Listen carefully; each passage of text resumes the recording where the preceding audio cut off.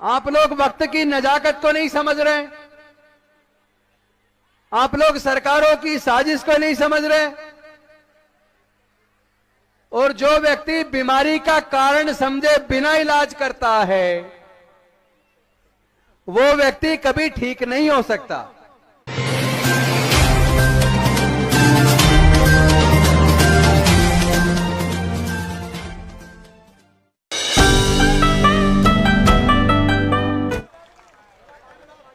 जो बैठना चाहते हैं वो बैठ जाएं ताकि उनसे बात की जा सके। इसकी सरकार ने और राज्य सरकारों ने मिलकर हायर एजुकेशन को इतना महंगा कर दिया कि जो एजुकेशन हिंदू धर्म शास्त्रों की वजह से, मनुस्मृति की वजह से, जिस एजुकेशन से देश के दलित, पिछड़े, आदिवासी लगभग 3,500 साल तक जिससे वंचित रखा गया, व्यापार से वंचित रखा गया, संपत्ति से वंचित रखा गया, और डॉक्टर बाबा साहब अंबेडकर जी ने अकेले अपने 4-4 बच्चे और पत्नी को कुर्बान करके उस लड़ाई को अपने बुद्धि और विवेक से, अपनी काबिलियत से लड़के 3,500 साल की हमारी गुलामियों को तोड़कर हमारे पढ़ाई लिखाई के रास्ते, व्यापार के रास्ते और संपत्ति के रास्ते खोलकर हमारे लोगों के आगे बढ़ने का, विकास का रास्ता खोल दिया। अगर हम इसी तरह जातियों में बटे रहे तो ये 30% भी आने वाले 10 से 15 सालों में छिन जाएगा। आप लोग वक्त की नजाकत को नहीं समझ रहे, आप लोग सरकारों की साजिश को नहीं समझ रहे, और जो व्यक्ति बीमारी का कारण समझे बिना इलाज करता है वो व्यक्ति कभी ठीक नहीं हो सकता। ये बिल्कुल उसी तरीके से है कि जिस कारण से बीमारी पैदा हुई है हम लोग उसी कारण को जिंदा रखे हुए हैं। मैं पूछता हूं, क्या तुम लोगों ने जातियां छोड़ दी या अभी भी जाति में बने हुए हो? तो वो कहते हैं हमने जाति नहीं छोड़ी, हम जाति में बने हुए हैं।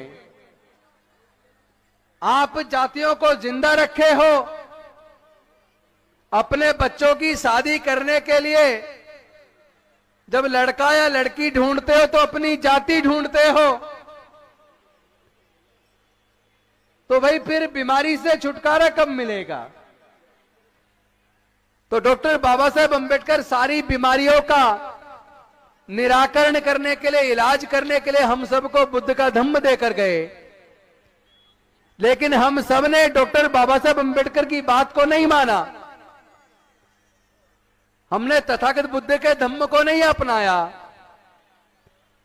और अगर अपनाने का नाटक भी किया तो अपने आचरण में नहीं उतारा। हमने धर्म में आने के बाद भी जातियों को जिंदा रखा, और आज भी शादी करते वक्त अपनी जाति ढूंढ रहे हैं।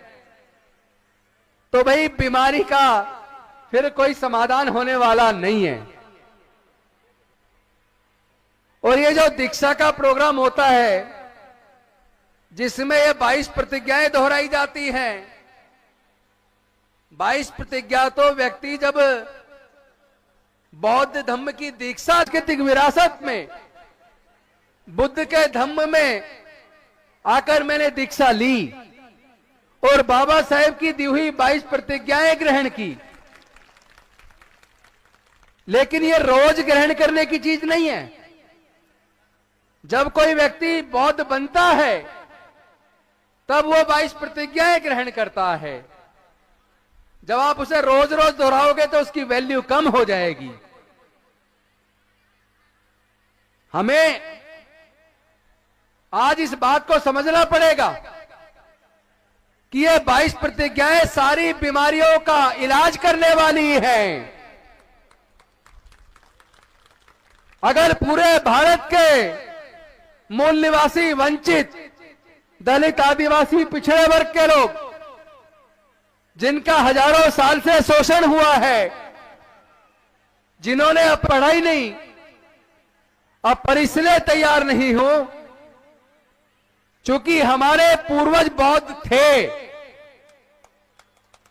सम्राट अशोक के टाइम पर म्यांमार से लेके काबुल, कंधार तक, ईरान तक पूरा भारत बौद्ध में। कल को अगर उसकी याददाश्त वापस आ जाए, उसे अपने घर का रास्ता याद आ जाए, तो वो व्यक्ति अपने घर वापस जाएगा या नहीं जाएगा? जाएगा ना।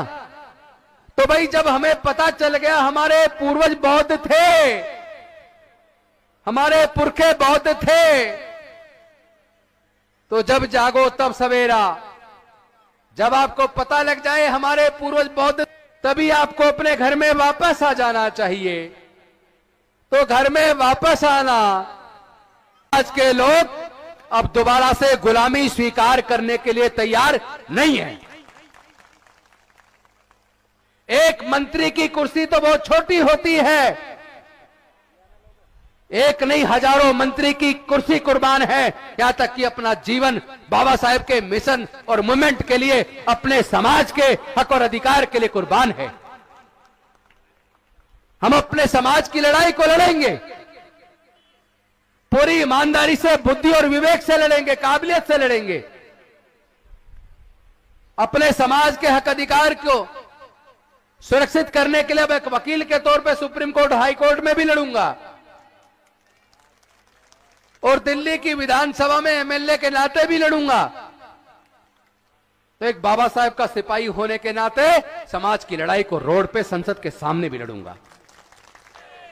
एक बार हाथ उठाकर, दोनों हाथ खड़े करके, जो लोग बाबा साहेब के सपने को साकार करना चाहते हैं, जो लोग डॉक्टर बाबा साहेब के सपने को, भारत को बौद्ध में बनाने का सपना, भारत को फिर से उसी तरह का गौरव जो सम्राट अशोक के टाइम पर था, वो गौरव देना चाहते हैं, और जो नहीं चाहते कि उनके बच्चे फिर से गुलाम बने, एक बार दोनों हाथ उठा के नारा लगाएंगे, जय भीम, जय भीम, जय भीम।